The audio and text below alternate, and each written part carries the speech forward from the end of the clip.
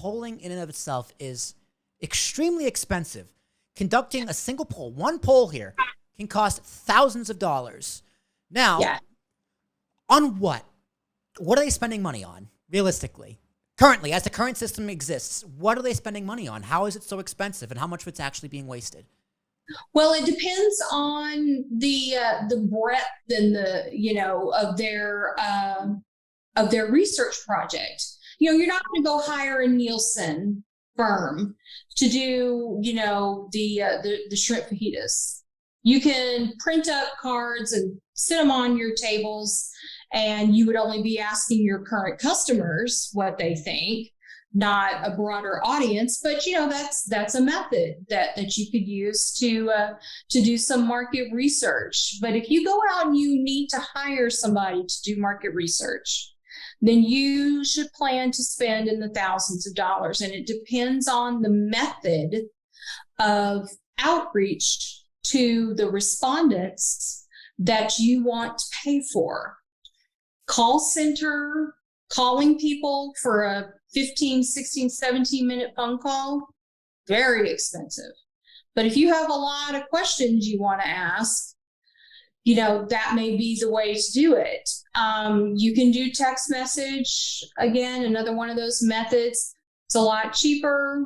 You get that one question, that one way to respond. But basically the way that it is that, if you're a brand and you want to do some market research on a new product or maybe making modifications to an existing product, you would hire a market research firm and you would give them this project, and they would come back and give you a quote on what it's going to cost to get you the information that you've requested.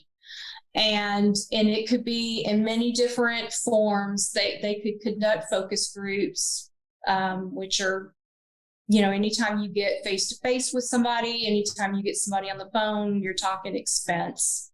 Things of that nature. So, it can get into the thousands and thousands and even $100,000s of dollars. Now, if you look at like a news program, for instance, that may be, asking a political polling question, let's say, at CNN or Fox News or somebody like that, they probably have people on their staff that go out, that are market researchers, that go out and figure all that out for them and then bring them the results, and then they publish it on their news program.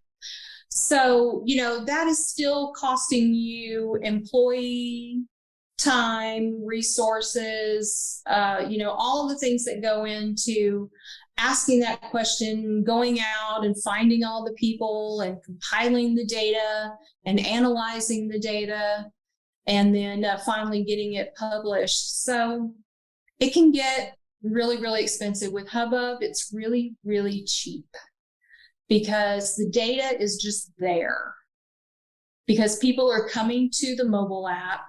They're having fun, just scrolling around, answering polls, making comments on the polls, and going back and forth with people on many different polls or whatever. The data is just there for a Hubbub customer to consume.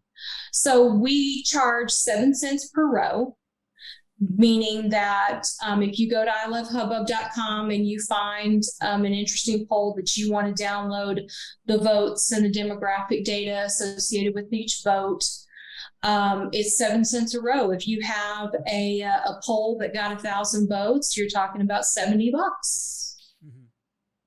That's it. And what's your overhead? Because to just run the app, right, you got to have the server space. You got to actually have the maintenance of the app. But other than that, right, and you got to pay people to, I guess, just run the app and compile the data. But even that's just an algorithm. Like, what is your overhead as the app?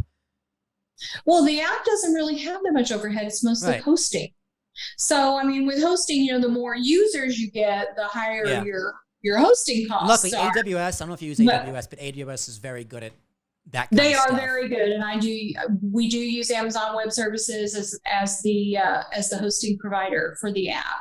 So yeah, I mean, it just depends on how many users we have, and hopefully we get exponential growth. I'm more than happy to pay for the hosting fees because I want a lot of users on the Hubbub platform answering these important questions and making commentary and earning their money for their participation.